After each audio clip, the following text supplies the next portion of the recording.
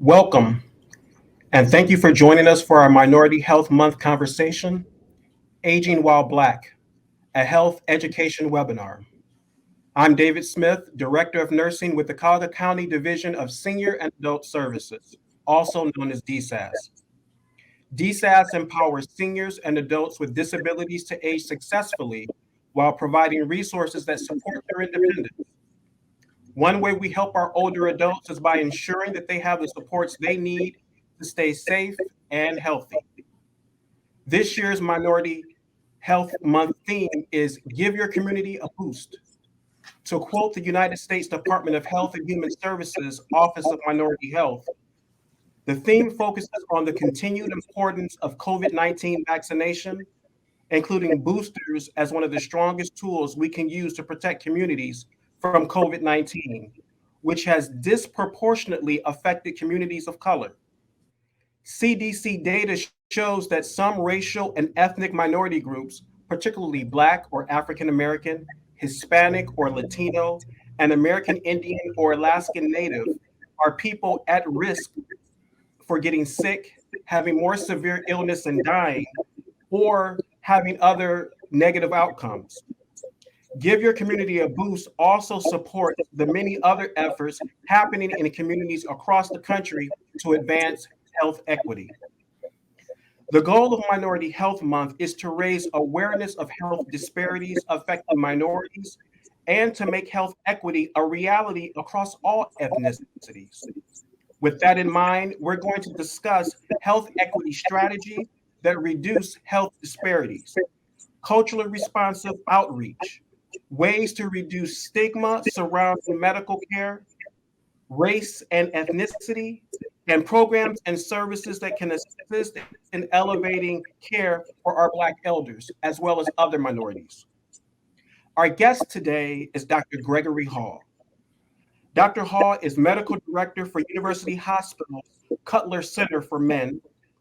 He's also an Associate Professor at Northeast Ohio Medical University and the Case Western Reserve University School of Medicine, and the current president of the Cuyahoga County Board of Health.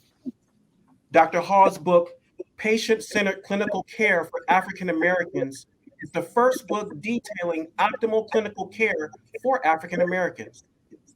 He recently established the nonprofit National Institute for African American Health, which mentors the next generation of minority physicians and advocates for better health outcomes for African Americans.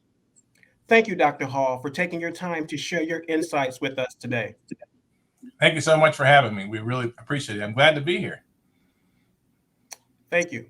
So let's dive right in and begin the conversation today talking about health equity. So the Centers for Disease Control and Prevention, also known as the CDC, defines health equity as being achieved when every person has the opportunity to attain his or her full health potential, and no one is disadvantaged from achieving this potential because of social position or other socially determined circumstances. Health inequities are reflected in differences in length of life, quality of life, rates of disease, disability and death, severity of disease, and access to treatment. I know that's a mouthful, Dr. Hall, but I want to ask you, in your career, how have you witnessed health inequities? What does this look like in actual healthcare practice? Well, thanks a lot for asking. I was thinking about as you were asking. It affects us in every way, right? I mean, we in our families, we die young, right? My mother died at 52 of leukemia.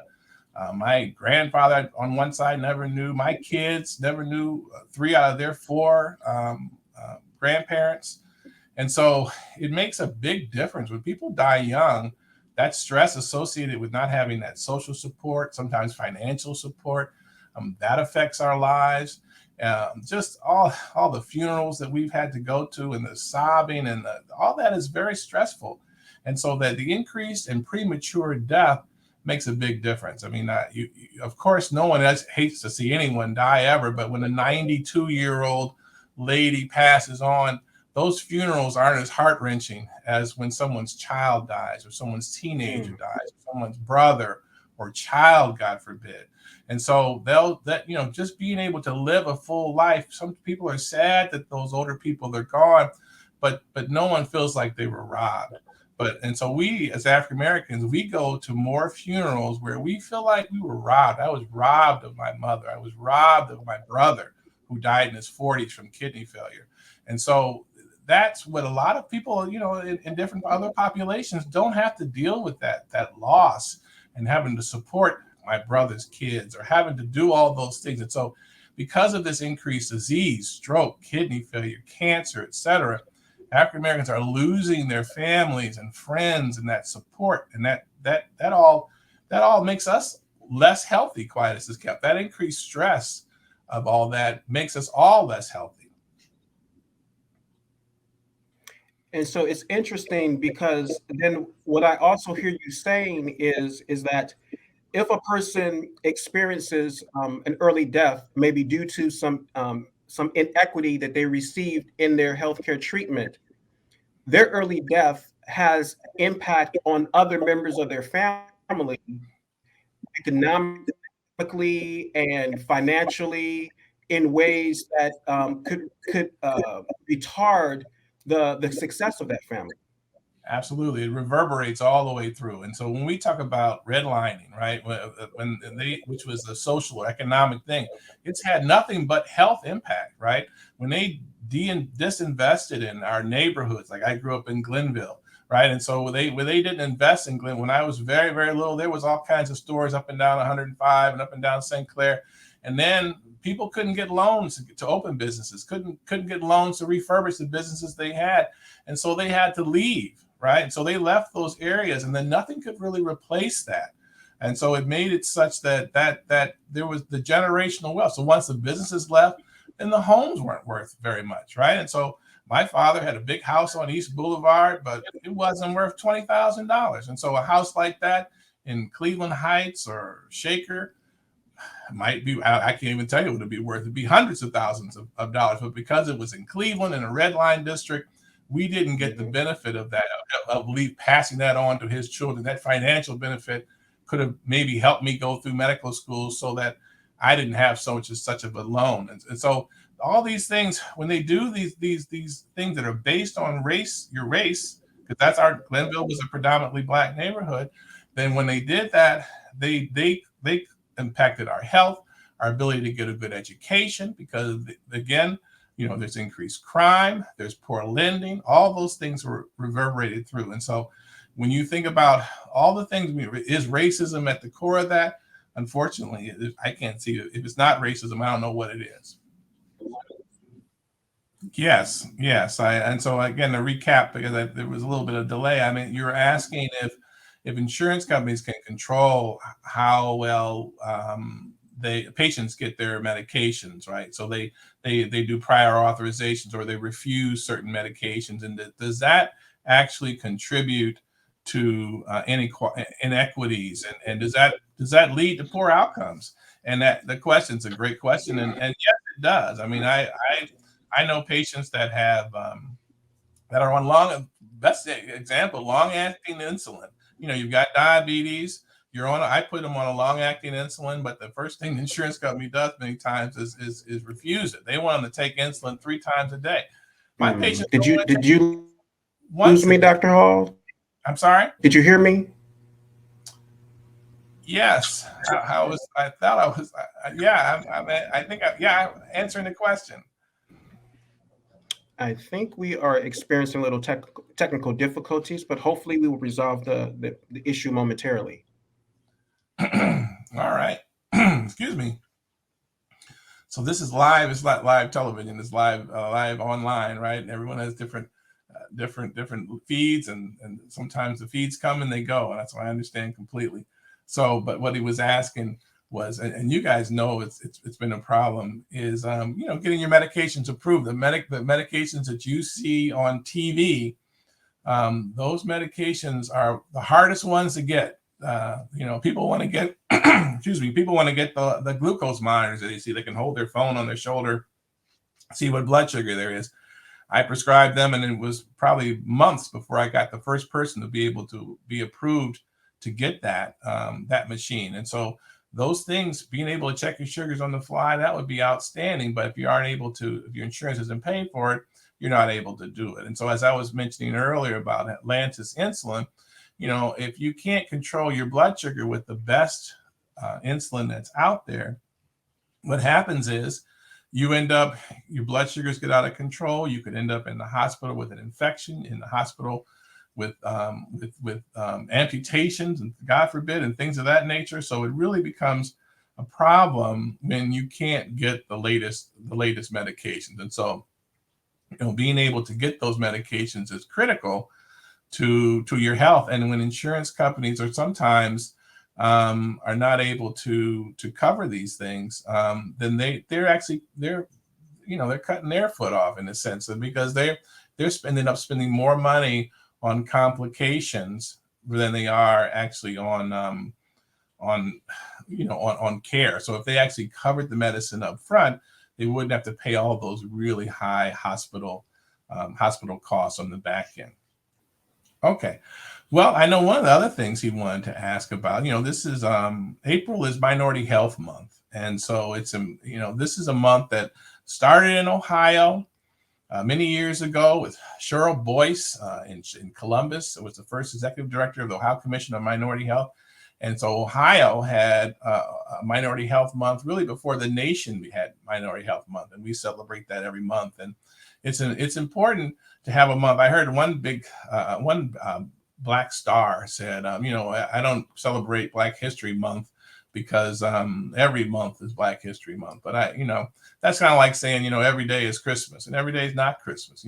Christmas should be a special day with special observances, right? And so I think having a Minority Health Month where people spend a little extra time thinking about their health, thinking about the dynamics around their health is critically important. And so, something like, us taking the time to say, April's Minority Health Month, I'm going to be especially focused on my health. And then across the state, there are little activities that, that churches and organizations do to think about how do we decrease the health disparities that are related to things not that I don't do as a physician, things like diet and things that we eat and exercise and things of that nature. So it's a great time to be able to really think about our health, in a more holistic way. And there's Mr. Smith. Hi, Dr. Hall. Can you hear me? I can in real time. Excellent. That's great. That's really, really great. Right. So I went over the National Minority Health Month, talked about the history of Minority Health Month, and I kind of answered your questions related to insurance and prior authorizations. And so that's okay. In your absence, we kind of talked about that. Well, thank you so much. Thank you so much for being such a great team player. So let me give you another curveball. Okay. So racism in our country has been declared a public health crisis by the CDC. A number of cities and townships and governments around the United States have passed resolutions identifying the fact and agreeing with the fact that racism is a public health crisis in the United States. What's your take on that idea? Yeah, well, it absolutely is. It absolutely is, and the Cuyahoga County Board of Health, we declared that racism was a public health risk, and so it's something that's important. People sort of say, why? What is that? Why do you do that? Well, it's important to acknowledge a wrong, right? I mean, that's the whole point of apologizing.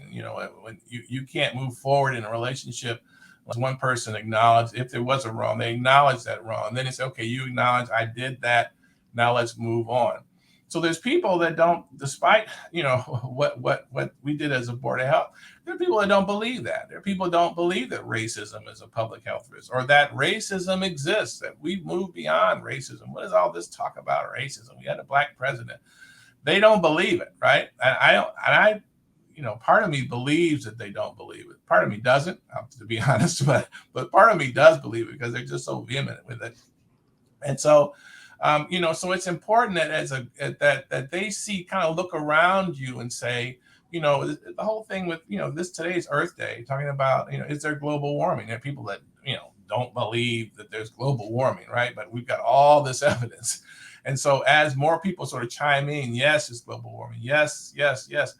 Then those people kind of come around and say, okay, yeah. Or the 5G network. Remember the whole Omicron, not Omicron, but COVID was all 5G. It was, and that's all I saw on Facebook was 5G, 5G. Where are those people now? Now they're not still pushing 5G, right? They see their families and neighborhoods and people falling over, nearly dying, and some of them actually dying.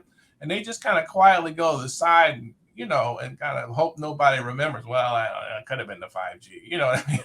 So the same sort of thing is like, I think when we see all these communities saying racism is impacting people's health, and yes, the county said it, the Board of Health said it, the CDC said it. We need big organizations with a whole lot of smart people and frankly, white people saying it, and we've been saying it all along, this racism is killing us.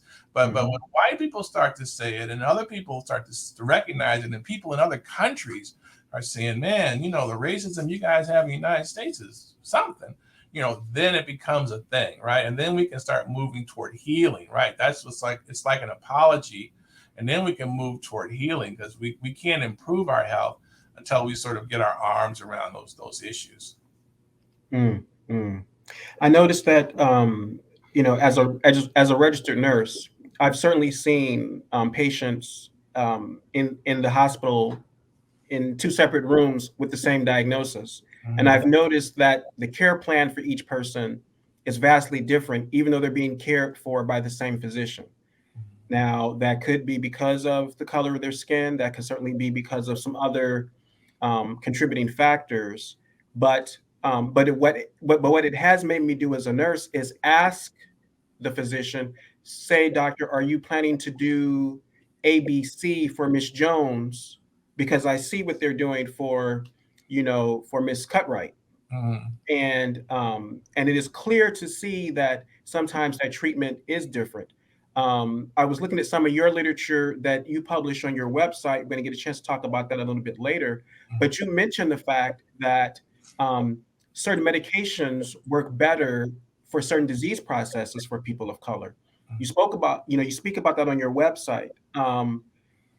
Why is it that some providers don't realize that medication and treatment does need to be tailored to the ethnicity or the race that's sitting in front of them?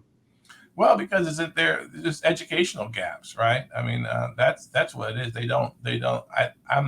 I'm giving them the benefit of the doubt and saying they just don't know, right? I teach the class on hypertension at Northeast Ohio Medical University, and we go over this in our 180, with probably 170 white students in the audience, right? So we teach them. It's been around for 20 years, and so those differences in the treatment of hypertension, for example, are known, and we teach them, right, to the students. But the doctors that have been out in practice may not be up on that. But I say, if I move to Amish country, as a physician, I started reading about, what sort of diseases affect the Amish, what's the best practices for Amish people, and so doctors, providers that are in Cleveland and Northeast Ohio, Cleveland's over 50% African American. The county is over a third, almost a third African American. So if you're seeing a lot of African American patients, read about best practices. And so that was the purpose of the book that you mentioned, and that's the purpose of my website, trying to educate patients about knowing what the best practice is. My wife's a nurse practitioner. She sees patients all the time come in with their blood pressure not controlled, on the wrong blood pressure medicine to control their blood pressure. And it's like, it's so frustrating because we have to bring them along. One of the things we're going to do with the nonprofit National Institute of African American Health is we're going to offer education for providers. And so they'll be, we call it NIA certified in the clinical care of African Americans, so that when you as a patient go and see a provider, you'll know they actually spent some extra time trying to educate themselves as it relates to the care of African Americans, and so that should be coming through. And we're looking forward to looking forward to educating those providers, and we hope that patients are going to really encourage their providers to be educated, to spend some time learning about it. So because everyone benefits, the quality of care improves, everything improves. Well, something which I've also found that the pandemic has greatly highlighted is the fact that people have a distrust of the medical establishment. And certainly there have been, countless arguments about why you should have the vaccine, why you shouldn't take the vaccine, as you mentioned earlier. Um, but do you think that people are more afraid of the vaccine than contracting the virus because of their distrust of the medical community? Yeah, I mean, it starts with the distrust, and then and some of it is with awareness, right? I mean, I think they're always I always had to struggle with my patients to get vaccines, right? They didn't want the flu vaccine every fall. I don't want the pneumonia vaccine, the shingles vaccine. Then they get shingles, and then they come to you. They're mad, right? I wasn't going to say mad, but they're mad now. They got what?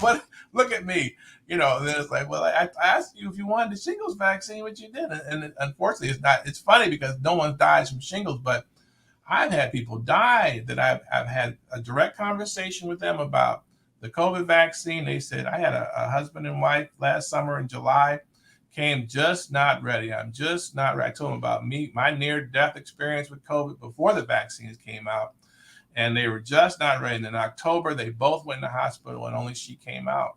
Mm. And I'm like, nice people, just the nicest people. And I just like, I wish I tried everything I could to try to say, take the vaccine, but it's just not ready. And that's why I thought, just now what? And now it's not, now she's a widow. She's trying to recover. She's has prolonged recovery from COVID.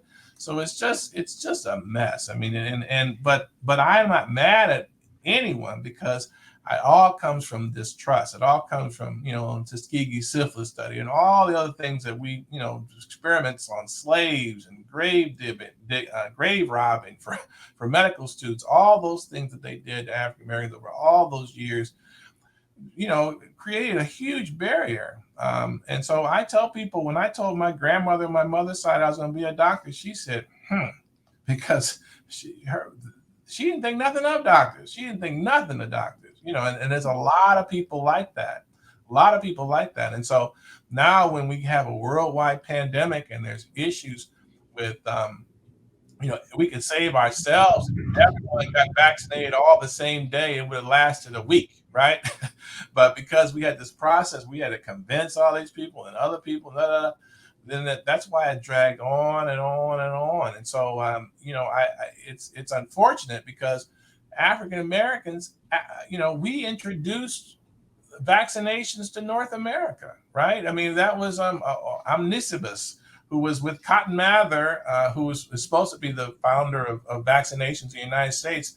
His African slave, Onesimus, told him about what Africans had been doing for centuries in terms of inoculating themselves with a little bit of smallpox in order to get immunity. And so he took his advice, of course, experimented on his slaves first and then his family, right? Saw that they got immunity to smallpox, and that's where vaccinations came from. And so the origination of the whole concept behind vaccinations is African, right? Cradle of civilization is from Africa. And that technology is way older and more validated than antibiotics, for example. People always kind of, I want an antibiotic. Well, that's only 100 years old. But this inoculation and vaccination has been around for centuries. And so that what kills me is, we've got African Americans who aren't benefiting from their heritage and from the things that actually come specifically from being an African or of African heritage. Okay. Well, while you're talking about inoculations and we're having a little bit a conversation about medications, um, polypharmacy. Now that's a fancy term that just basically means, as you know, doctor, that a person is prescribed a lot of medications, and oftentimes to their detriment. So we at DSAS, we have nurses and social workers and other workers that go into the home and review medications with our clients. And we're seeing polypharmacy all the time within their homes. Mhm. Um, Talk to me about why that's a problem issue for the elderly. Well, it's an issue because it happens insidiously, right? It happens slowly and in a way that is not completely obvious, right? So let's, bear with me. So say somebody comes to me in January and they say, Doc, I've got a heartburn. I keep me up and wake me up. I got the pain is right here. And so I give them something, something for heartburn. I give them Pepsid or something, for heartburn. Then in February, okay, my heartburn's good, but I'm constipated. I'm gonna give them a stool softener. I'm gonna give them Colace.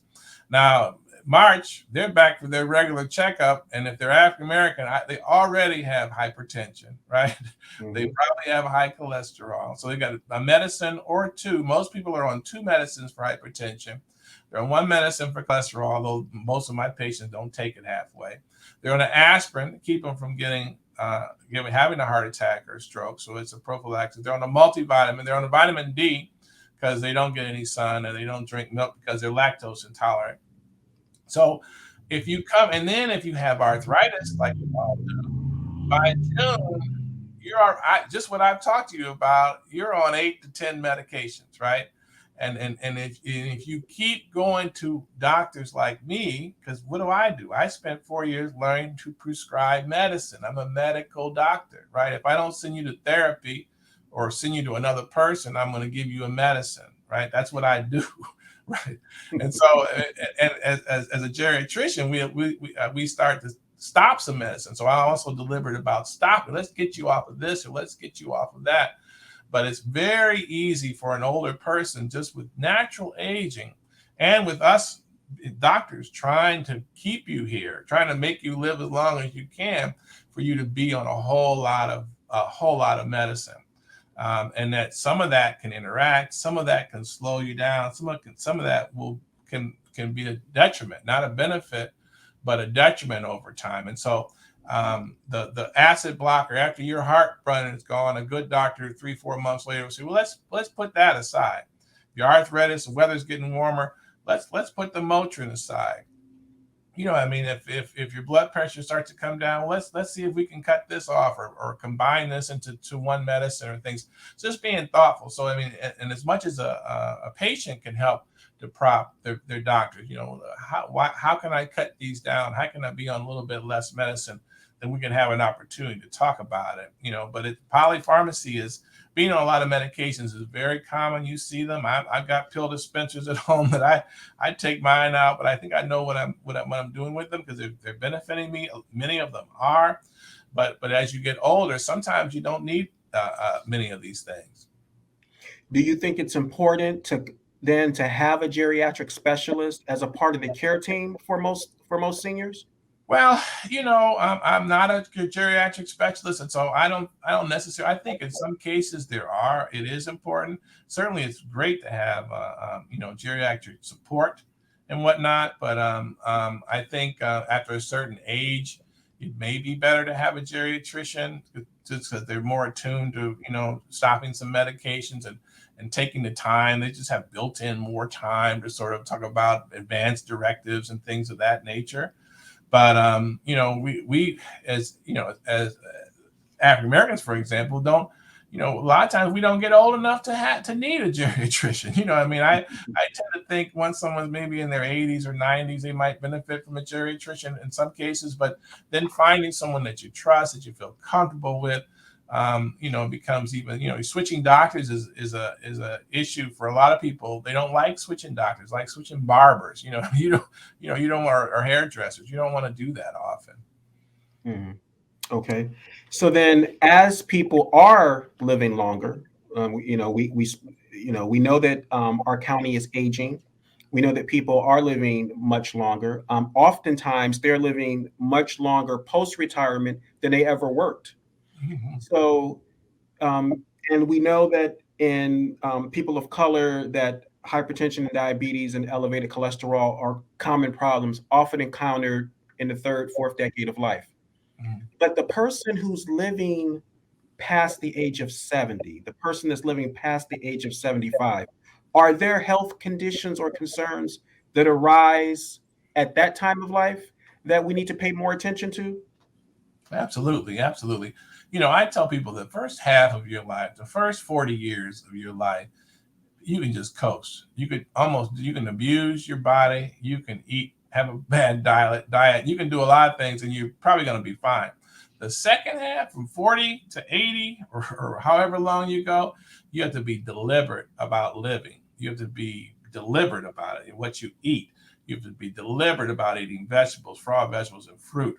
You've got to be deliberate about taking your medicines. And I say, aging while black. So I was born in 1961. In 1960, the life expectancy for African American male was 59. And so I'd be beyond my life expectancy, if this was 1960. Now, the difference between 1960 and 2022 is treatment for hypertension, treatment for diabetes, treatment for low cholesterol, dialysis, right? Antibiotics, all those things. Basically, medicine is what has extended our life expectancy from 60 to hopefully the mid 70s or beyond.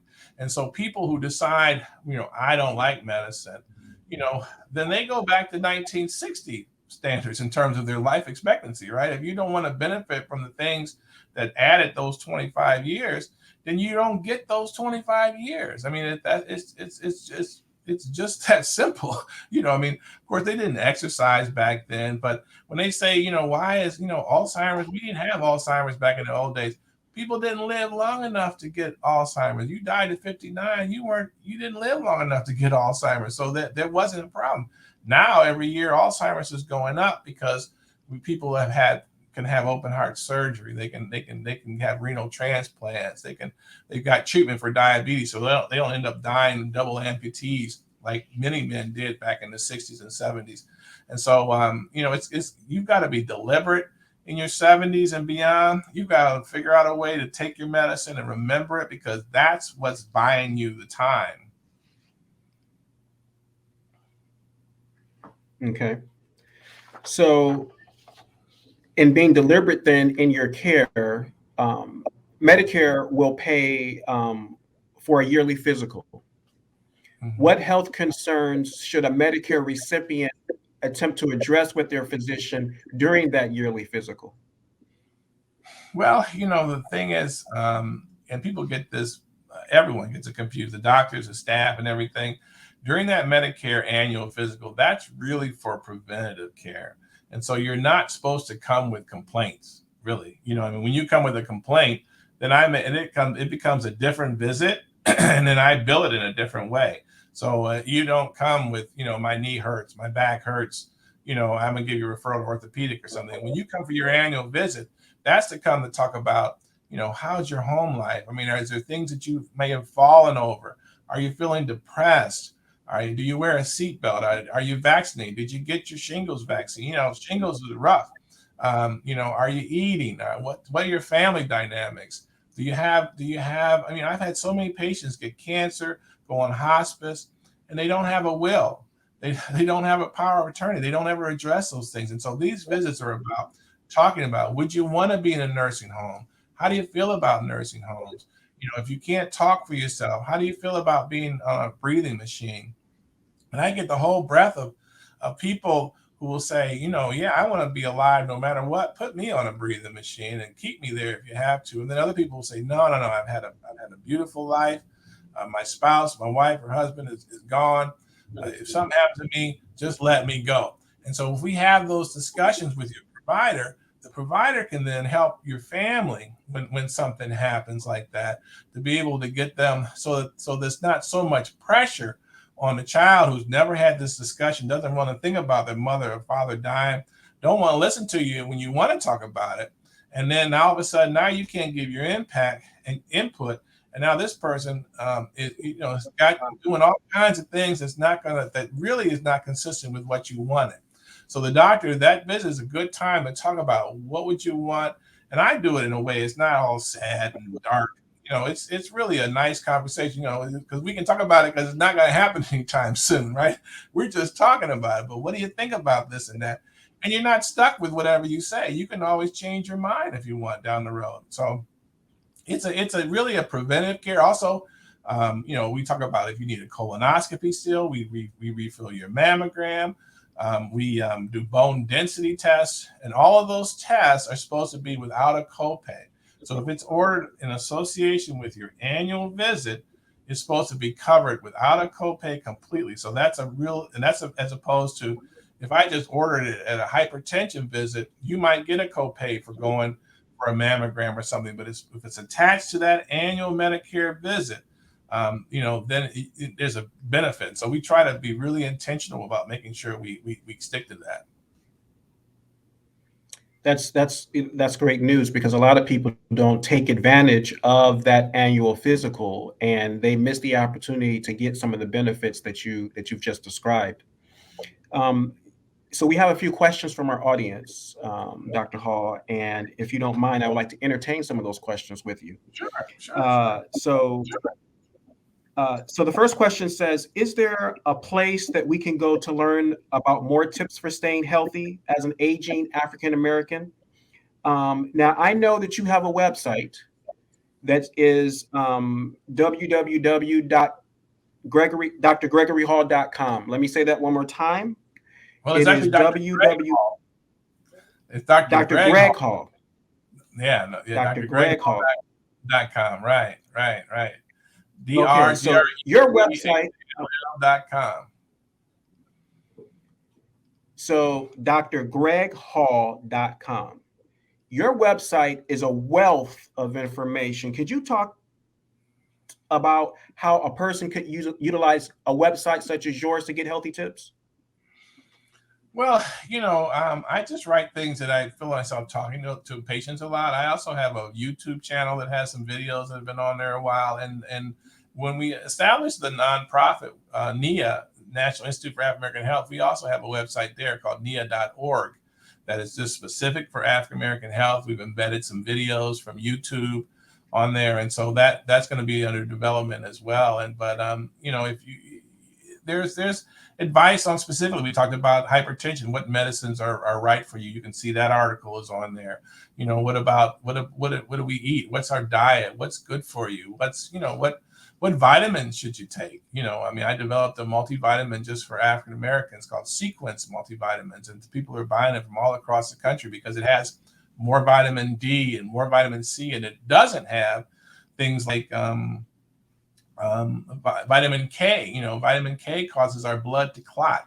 And so, African Americans have the highest stroke and heart attack and DVT, blood clots in the legs, highest rate. And so we don't need any extra vitamin K. So, just a lot of information out there that if you just kind of spend a little bit of time. I know some of my older patients don't like people and they don't like things like that. But if you kind of open your mind up, navigating those things are much easier than it was 10, 15 years ago. They make it, you can just talk to the daggone thing and it'll take you there.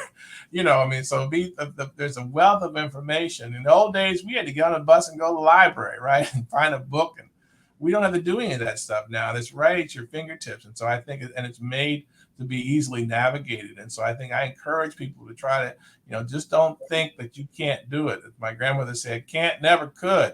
So just pick up your phone and start talking to it. You'll be surprised what'll come out of it. Okay. Our next question asks, what does DSAS do to specifically address the health needs of its Black clients? Well, I can say as the director of nursing here that we do a number of things. We provide geriatric assessments, meaning that we help people who are beyond a certain age and may be facing some physical or mental health challenges and get them the appropriate medical assessment that they need to make sure that their needs are being met. We do things like provide home health care services to the residents of our county. We also do other things like home delivered meals, emergency response buttons, medical transportation, and a wealth of other services that this agency provides to our seniors in this county. And I'm quite sure that I'm missing some things, but if you give us a call, so I want to plug at this moment our connection center. We have a connection center here at the Division of Senior Adult Services.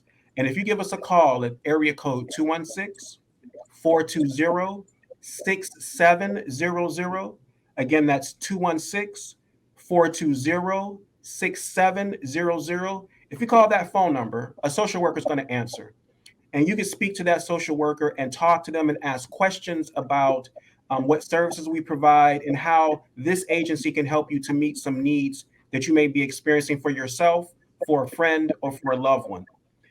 But I promise you that whatever happens on that phone call, someone's going to do the best they can to assist you. Um, One last question that we have here. So it says that I'm interested in services for my aging mother, and they're concerned about who comes into their home, and they want their family, they want their mother to be comfortable in the home. So are they able to request a culturally appropriate nurse or caregiver to provide care? I want to loop you in on this one, Dr. Hall. How do you ensure that, say, maybe families that have some cultural issues are having their cultural needs met while they're getting medical care? Well, it can be difficult. I know a lot of patients because of my website. They Google, I want a black doctor, and they end up on my website, right?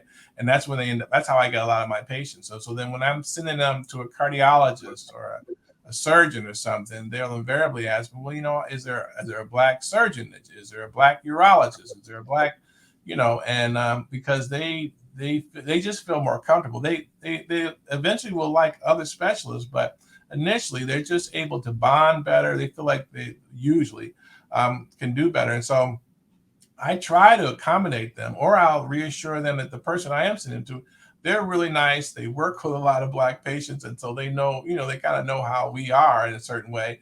If I reassure them, sort of give them that vouch for them, that will also work as well in some cases if I have the patient. But sometimes you just can't accommodate them. And like you say, if someone speaks another language, that becomes a whole nother issue, in trying to find them. I know you guys have Hispanic Latino nurses that you can send if language is an issue, and which that's a great resource. But it's an issue. But I think people have to be open that we can't. One of the reasons for the nonprofit is to increase the number of black doctors across specialties, so that in an ideal world, if you did want a black geriatrician, of which I don't know very many, you could get one. If you a black rheumatologist, a black orthopedic surgeon, so we're trying to make it so in this community where it's a third of patients are black, why can't we have that same ratio for doctors? And instead right now it's 4%. So it's a big disproportion, and not something that we can do in Northeast Ohio. So we're working on that. Well, the other thing I would add to what you've just said, Doctor, is that cultural competence is also important. And cultural competence is important in that all caregivers are trained in cultural competence, meaning that we have training which allows us to, have appropriate conversations, to be emotionally skilled in communication with anyone from any culture, any race, any ethnicity, and be able to have a dialogue that is successful between everyone involved. That's what cultural competence allows us to do, and that's clearly the example that you're giving and speaking about. Having physicians that look like you, look like us, look like the person that's being served. I certainly, Dr. Hall, want to take this opportunity to thank you for sharing your valuable perspective with us today.